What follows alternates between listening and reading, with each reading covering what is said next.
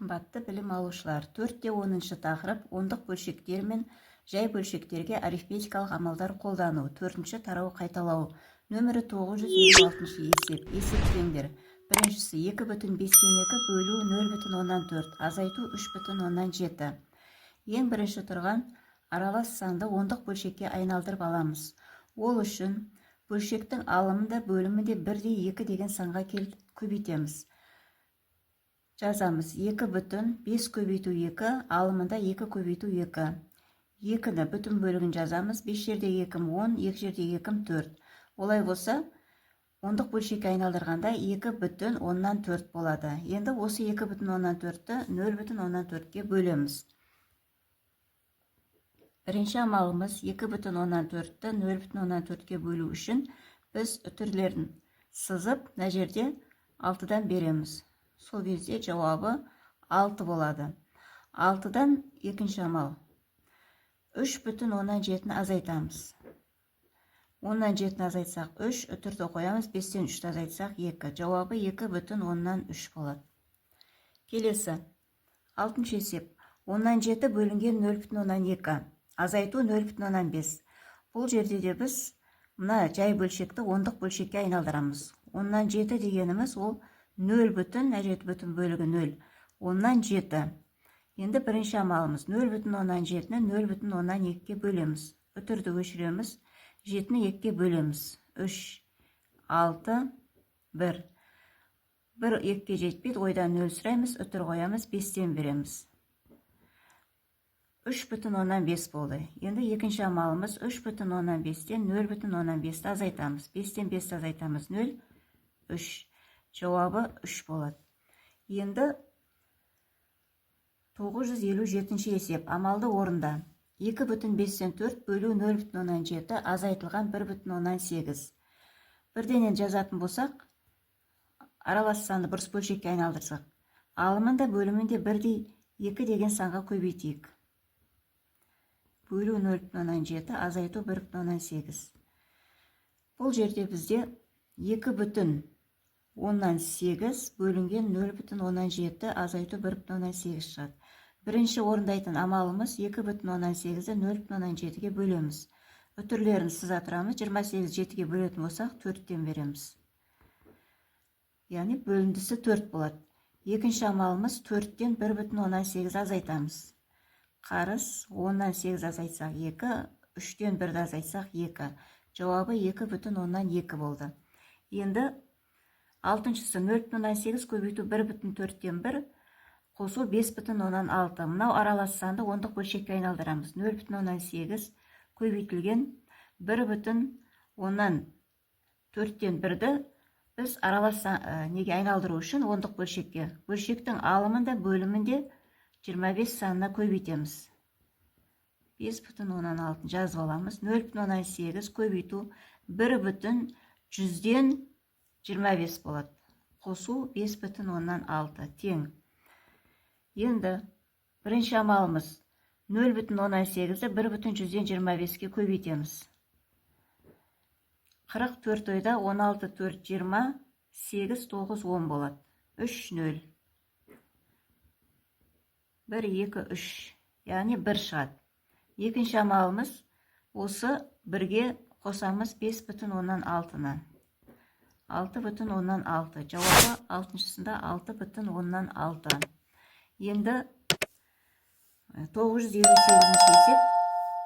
2,3 ондық бөлшек түріне жазып алайық. Көбейту 1,3.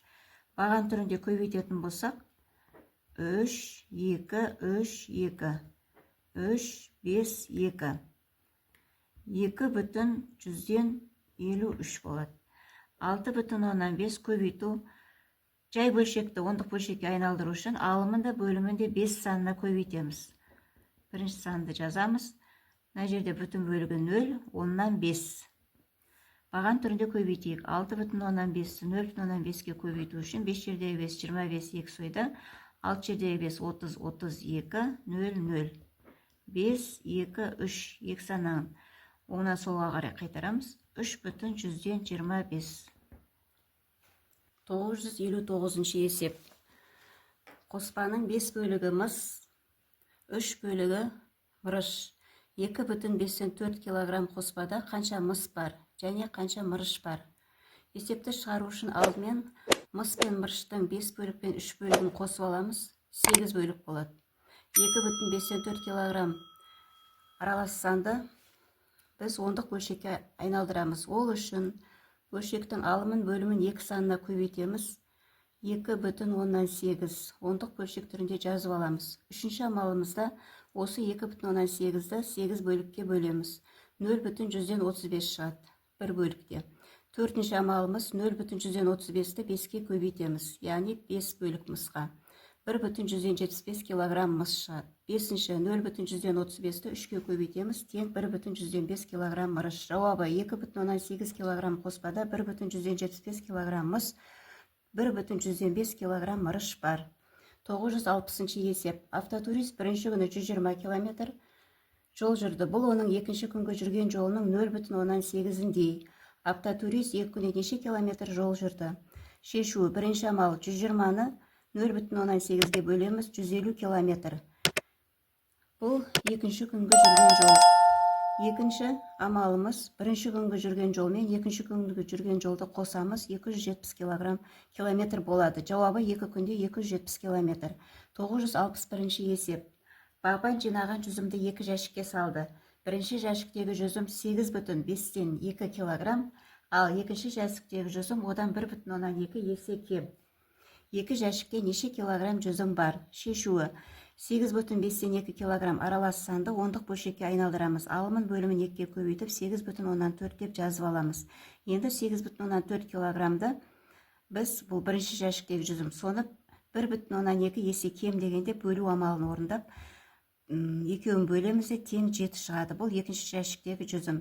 Енді барлығын табу үшін 2 күндегі 8,4-ге 7-ні қосамыз, 15,4 килограмм шығады. Жауабы 15,4 килограмм жүзім бар. 2 жәшікте. 962 есеп.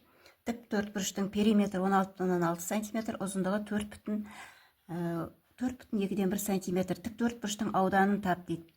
Біз тік төртбұрыштың периметрінің формуласын және ауданын формуласын білеміз, жазып қоямыз. Енді орындарына қоямыз. 16,6 тең 2 көбейтілген ұзындығы 4,5, ал ені В. Енді осы жерден 4,5 плюс В-ны теңдіктің сол жағына шығарамыз. Мына 16,6-ны 2-ке бөлеміз. Енді осы жерден В-ны табамыз. 8,3-тен 4,5-ті азайтамыз. В тең 3,8. Бұл ені. Енді ауданын табу үшін алғашықта бізде ұзындығы берілген 4,5. Енін 3,8 деп тауып алдық. Екеуін көбейтсек 17,1 см квадрат. Яғни жауабы 17,1 см квадрат. Нөмірі 963 есеп. Тұзды су ерітіндісінде 184 грамм тұз бар. Бұл ерітінді массасының 0,4-дегі ерітіндідегі су неше грамм? Шешуі. 184 грамм тұз 0,4-ке бөлеміз. Бұл 460 грамм шығады. Енді осы 460 граммнан 184 граммды азайтатын болса, 276 грамм шығады. Жауабы 276 грамм су.